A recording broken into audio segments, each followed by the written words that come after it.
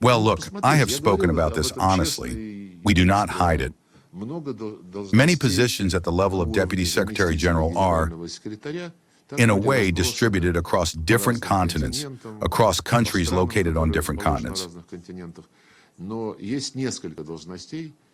But there are several positions on which the functioning of the UN Secretariat directly depends, as well as the decisions it submits for approval to the member states.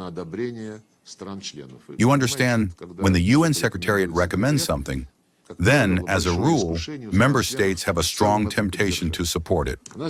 Our UN Secretary-General is a citizen of a NATO member state. The Director of the Department of Political and Peacebuilding Affairs is a citizen of a NATO member state. The Director of the Department of Peace Operations is a citizen of a NATO member state. The Director of the Office for the Coordination of Humanitarian Affairs, which deals with operations around the world and is a very influential structure, is a citizen of a NATO member state, specifically of Britain. The Director of the Department of Safety and Security, which is also important for the functioning of the entire UN system, is likewise a citizen of a NATO member state. I mentioned that a Briton, by inheritance, heads the Office for the Coordination of Humanitarian Affairs. Now Mr. Guterres put forward the initiative UN 80, which, well, contains quite a number of radical proposals. They require thorough study and analysis. Analysis that must necessarily be transparent, with the participation of all member states. We initiated the corresponding resolution. It was approved so that this process would not again proceed in the dark.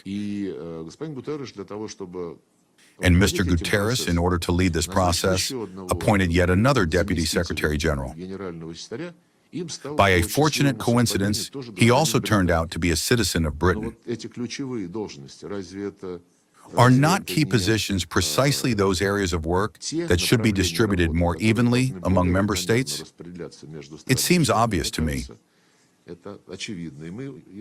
At the last session of the UN General Assembly, I spoke about the necessity of reforming those principles on which the formation of the Secretariat is based. At present, the main principle is, how large is the population? What is the total product? What is the GDP per capita? Something like that. That is, the bigger you are, the more seats you are given. There is probably some logic in this. But there is also the principle of the sovereign equality of states, repeatedly mentioned today and in recent days. Staff must be taken into the UN Secretariat first and foremost, not by looking back at the factor of national belonging, but according to professional qualities, while necessarily observing the principle of equitable geographical representation. At present, this principle, in the upper echelon of the Secretariat, is absolutely not being observed.